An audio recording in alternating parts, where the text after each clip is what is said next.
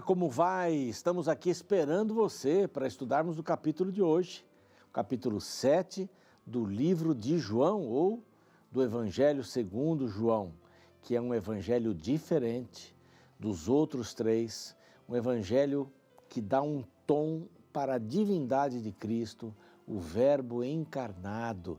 É muito bonito e hoje nós vamos para o capítulo 7. Tem muita coisa para aprendermos ali neste lindo capítulo também. Estamos aqui todos os dias com um capítulo novo aqui na TV Novo Tempo, às 6 da manhã. Estamos também às 6 da manhã recebendo um novo programa no canal do YouTube. E o nosso canal é Reavivados por Sua Palavra NT. Se inscreva no canal, dê o seu like, clique no sininho para receber as novidades. Copie o link tanto do canal como do programa ou do capítulo que você acha que seria interessante para alguém e passe adiante, tá bem? Compartilhe com as suas listas de contato. Que bom podermos ter estes veículos para propagar a palavra de Deus. Estamos também no Deezer, no Spotify, desde Gênesis 1 até o capítulo de hoje, para você ouvir em qualquer lugar que seja importante, legal, você está dirigindo, está ali, não pode olhar, vai ouvindo a palavra de Deus. Também estamos no NT Play, ali nesta plataforma. Além de você ter os programas normais da TV, você tem outros conteúdos muito legais. E nós queremos agradecer aos Anjos da Esperança que nos apoiam com suas doações para que todo esse material seja movimentado em português, espanhol para todo mundo e o Evangelho seja pregado. Que coisa maravilhosa você poder participar disso, hein? Aqui está um número de WhatsApp para você entrar em contato. Vai ser um prazer tê-lo conosco como anjo, anja e anjinho da esperança, tá bom? Bom, quero oferecer para você essa revista maravilhosa, a revista Esperança Novo Tempo, esse guia de estudo da Bíblia, que tem como título, dessa vez, A Máquina Humana.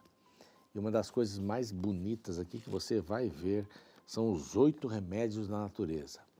Remédios que Deus deixou para a gente, hein? Não custam nem um centavo. É muito interessante. Você pode pedir a revista por este outro WhatsApp. É só mandar a mensagem A Máquina Humana. Anote aí esse WhatsApp, é diferente do outro. E coloque pelo WhatsApp. Se você tem dificuldade para o Wi-Fi e etc., você coloca pelo WhatsApp. Se não, pode só colocar Máquina Humana, você vai receber um link e vai dar os seus dados para receber pelo correio. Vamos para o intervalo, na volta o capítulo 7 de João. Não saia daí, a gente já está voltando.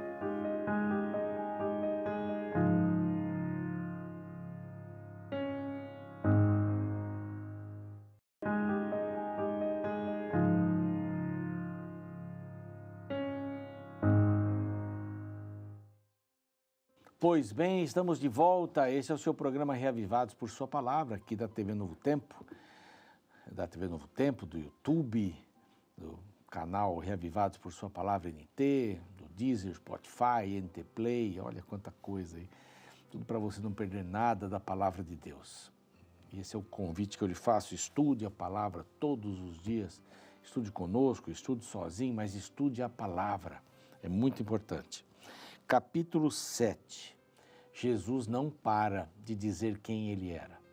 Para João isso era muito importante, para a época que estavam vivendo. Era importantíssimo dizer que ele era o Filho de Deus, dizer que ele era membro da divindade, que ele era igual ao Pai, que o Pai o havia enviado, que ele estava lá em cima, uma referência ao trono de Deus, e então ele está cá embaixo agora. E ele foi enviado para salvar as pessoas, para salvar todos aqueles que foram lhes dados, né? Então, essa verdade vai deixando as pessoas confusas. Esse é mesmo o Messias, mas é ele, é o Messias, ele fala claramente. João tem essa necessidade, porque desde o início, quando ele apresenta o Verbo se tornou carne, ele apresenta João testificando de Jesus, dando o seu testemunho. Ele é o Filho de Deus, ele é o Messias.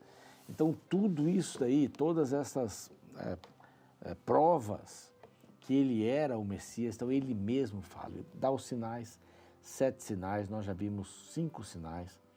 Dos 3 primeiros, a palavra, a fé e a graça. É o que você faz para chegar até Jesus e abraçá-lo. E pela fé, pela graça e pela palavra ser salvo. Primeiro é a palavra. Depois tem um 4º sinal que vai ficar no meio, ele vai ser a base do movimento do Evangelho. E aí vimos o 5º sinal, que traz paz, é o resultado daquele que, pela palavra, vai a Cristo, tem fé, recebe a sua graça, ele tem paz, paz no coração.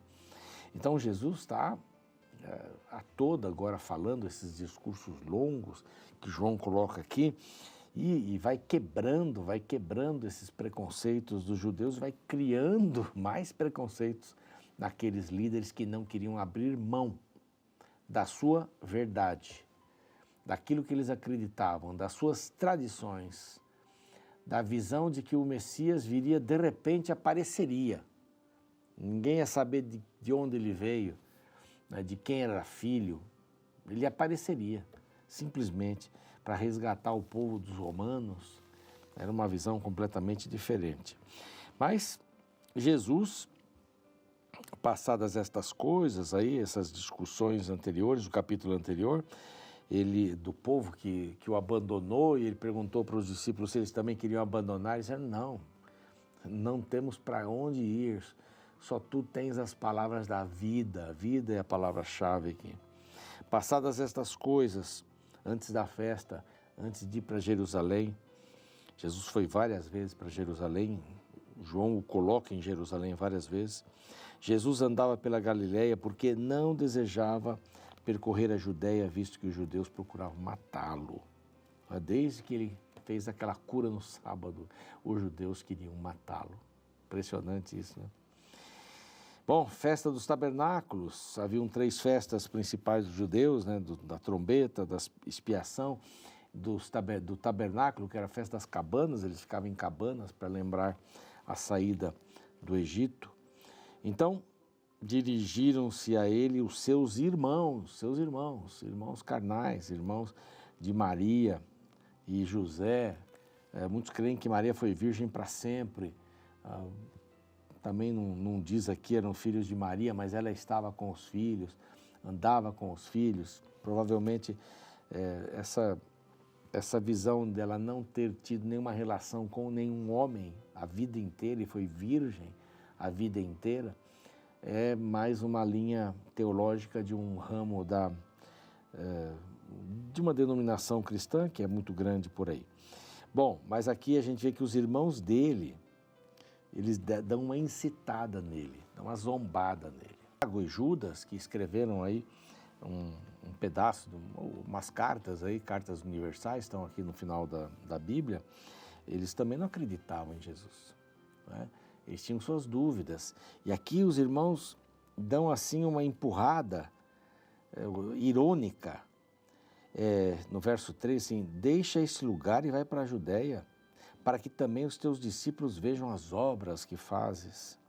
Porque ninguém há que procure ser conhecido em público e, contudo, realize os seus feitos em oculto.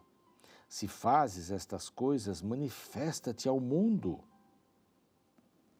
E aqui vem uma triste conclusão, pois nem mesmo os seus irmãos criam nele. E os irmãos, dessa maneira irônica, dizem assim, saia para o mundo, não faça nada em oculto, você quer aparecer, faça as coisas em lugares onde há pessoas, vá para a Judéia. E a Judéia era o lugar onde eles queriam matá-lo, né? Os irmãos não tinham nenhum interesse aí nessa questão, mas eles iam para a festa dos tabernáculos, né? Bom, o meu tempo ainda não é chegado, diz Jesus, mas o vosso sempre está presente. Sempre está presente. Sempre é tempo de tomar uma decisão diferente. Então, subi vós outros à festa, né? Eu vou ficar aqui cumprindo o meu tempo. Eu não vou subir agora. Eu não vou subir. Mas Jesus subiu. Disse Jesus estas coisas e continuou na Galileia. Mas depois ele subiu. Ele subiu E os seus irmãos não sabiam. Aqui diz que ele subiu em oculto, secretamente ele subiu. Então, dessa forma, ele também foi para a festa. E os judeus ali estavam preocupados e procurando onde ele estava. Onde é que está? Onde é que está Jesus? Ele já chegou? E eles comentavam, ele é bom, é uma pessoa boa. E outros diziam, não, ele está enganando o povo. Então havia essa murmuração, havia essa situação entre os judeus ali, mas Jesus já estava lá. Mas as pessoas tinham medo de dizer onde ele estava. Tinham medo de falar abertamente por causa dos judeus, que estavam procurando Jesus. A ideia era prendê-lo mesmo, a ideia era arrastá-lo. Bom, corria já meio da festa, Jesus subiu ao templo e começou a ensinar. Aí ele se tornou público, né? Então, os judeus se maravilhavam e diziam assim, mas como é que ele sabe tantas coisas? Como é que Jesus sabe? Ele é o Filho de Deus. Ele criou a Bíblia, ele criou as palavras que salvam, não é? Bom, e aí Jesus responde, o meu ensino não é meu, e sim daquele que me enviou. Você percebe que nesses últimos 3 capítulos, contando com esse aqui, os 5, 6, 7, ele insiste, Deus me enviou, Deus me enviou. Ele insiste nisso, para deixar bem claro, o verbo estava com Deus e era Deus, e agora ele se encarnou aqui, Deus me enviou. Se alguém quiser fazer a vontade dele, verso 17, conhecerá a respeito da doutrina se ela é de Deus ou se eu falo de mim mesmo. Mas conheça. Quem fala por si mesmo está procurando a sua própria glória. Mas o que procura a glória de quem o enviou, esse é verdadeiro e nele não há injustiça. Quer dizer, eu não procuro a minha própria glória, eu glorifico o Pai. Que a Trindade nessa função, cada um tinha uma função na salvação. Então a função de Cristo era ser o Messias, era ser o Filho de Deus, não que ele era inferior, isso aí nós já citamos várias vezes aqui, né? Não vos deu Moisés a lei? Sigam a lei. Vocês não observam, por isso vocês querem me matar. Aí Jesus pegou pesado.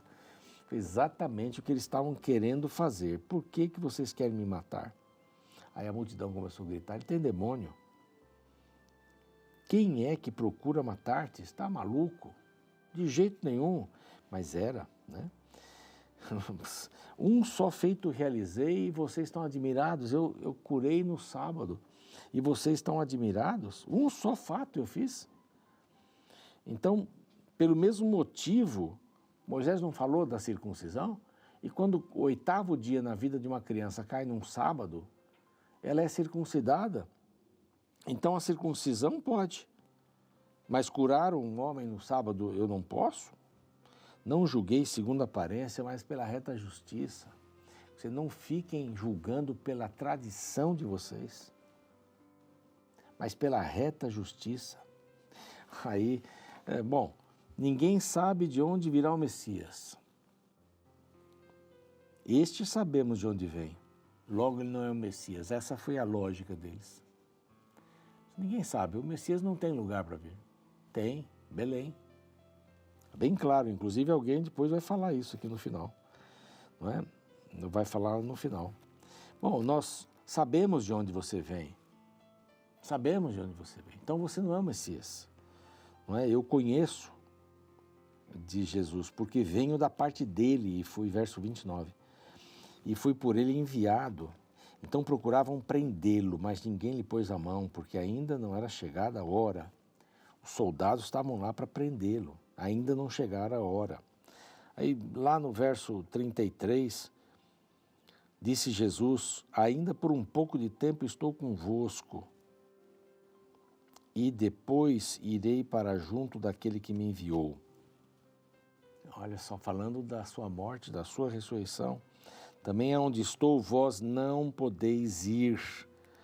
Para onde vai este? Perguntaram, vai para a Grécia? Vai fugir daqui? Como é que nós não vamos poder achá-lo? Vai para a Grécia? A vez de procurar-me, verso 36, e não me achareis. Também onde eu estou, vós não podes ir. Jesus, ele estava tentando explicar para eles, né? Essa questão de que, olha, eu vou, vocês não podem ir. E onde eu vou estar, vocês não podem ir. A cruz era o lugar onde ele foi e que ninguém podia ir. Ele precisava estar na cruz. Não era um anjo, não era um bom profeta, não era um bom homem, mas ele precisava, Deus precisava fazer isso. Aí Jesus fala que ele é a fonte da água da vida, quem crê em mim, verso 38, como diz a Escritura, do seu interior fluirão rios de água viva. Fala do Espírito, fala da importância de estar no Espírito, aqui no verso 39. Aí então alguém diz, bom, esse é o profeta, nossa, ele é o Cristo, como é que ele vem da Galileia? O Messias vai vir de Belém, então eles sabiam que viria de Belém, mas não sabiam que Jesus tinha nascido em Belém, para se cumprir a profecia totalmente. Aí houve dissensão, eles brigaram, aí os guardas que tinham saído para prender a Jesus, voltaram, e aí eles disseram, por que não o trouxeste? Vocês não foram prendê-lo? Olha a resposta dos guardas. É como a resposta dos discípulos quando Jesus disse, vocês também querem ir embora? Querem sair? Senhor, para onde iremos? Só tu tens as palavras. E olha que os guardas responderam, jamais alguém falou como esse homem. Esses aqui eram guardas do templo, eram judeus. Replicaram eles, será que também vós fostes enganados? Porventura creu nele alguém dentre as autoridades ou alguns dos fariseus? Quanto a esta plebe que nada sabe da lei, é maldita. Os próprios líderes tinham ódio do povo. Essa plebe, ela vai acompanhar mesmo, porque ela é maldita. Como é que eu vou ser pastor de um grupo e eu vou odiar esse grupo? Eles eram pastores desse grupo, do povo. E chamavam o povo de maldito, que não sabiam a lei, porque eles também não ensinavam. Agora Jesus vem e ensina da maneira correta, eles mandam prender os próprios guardas. Ninguém falou desse jeito, ninguém. Aí Nicodemos, vejam, antes, aqui João relata, que se por acaso creu nele alguém, alguma autoridade dos fariseus, aí aparece Nicodemos, verso 50. Nicodemos, um deles, dos líderes, do Sinédrio, que antes fora ter com Jesus de noite, você lembra, perguntou, espera, nós vamos condenar alguém sem ouvi-lo? Nós pelo menos temos que ouvi-lo, primeiro ouvi-lo. E ele foi rechaçado pelos líderes, assim, tu também és da Galileia? Examine e verás que da Galileia não se levanta profeta. E todo mundo foi para casa. Acabou o esquema ali, não é? Amanhã a gente vai vir com o capítulo 8, que conta uma história linda, a mulher adúltera. Né? Jesus dá uma aliviada, mas ele vai defender de novo a sua autoridade amanhã. E é o que João mostra, João está bem firme nisso. Esse blocão do 1 até o 11, capítulo 1 até o 11, termina com a ressurreição de Lázaro. Uma coisa estupenda, uma coisa grandiosa. Quer dizer, João não está economizando a possibilidade de mostrar que ele é o Messias. Ele é a água da vida, ele é o pão, ele é o pastor, ele é tudo. Daqui a pouco vai dizer que ele é a porta. E ele vai dizer aqui no próximo capítulo que eu sou, a mesma expressão utilizada por Deus, eu sou. O foco de João é mostrar que ele é divino, totalmente divino. O foco de Marcos era mostrar que ele também é totalmente humano. Mas ele é divino e por isso, divino e humano, ele pode ser o nosso Salvador, pode ser o seu Salvador. Em que pé está a sua relação com Cristo? Você tem colocado o coração nas mãos dele? Em que pé está a sua decisão de segui-lo, amá-lo para sempre? Você está afastado dele? É o momento de voltar. Não tem outro caminho. Para onde iremos nós? Só tu tens as palavras da vida. Os guardas disseram, jamais alguém falou assim, leia a palavra. Permita que a palavra entre no seu coração e você vai ver a mudança da água para o vinho, a mudança na vida. É isso que Deus quer operar e lhe dar paz no coração. Vamos orar.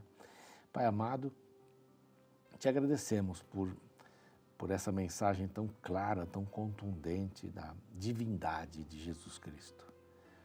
João foi ao ponto para resolver problemas locais e também vem ao ponto para que essa mensagem seja válida hoje, amanhã, depois, mostrando que Ele é o único, era o único e é o único que pode nos salvar. Abramos nosso coração e que Ele seja o primeiro. Em nome de Jesus, amém. O programa segue, eu fico por aqui. Amanhã, capítulo 8. Aqui é a mulher adúltera. Super história. Até lá.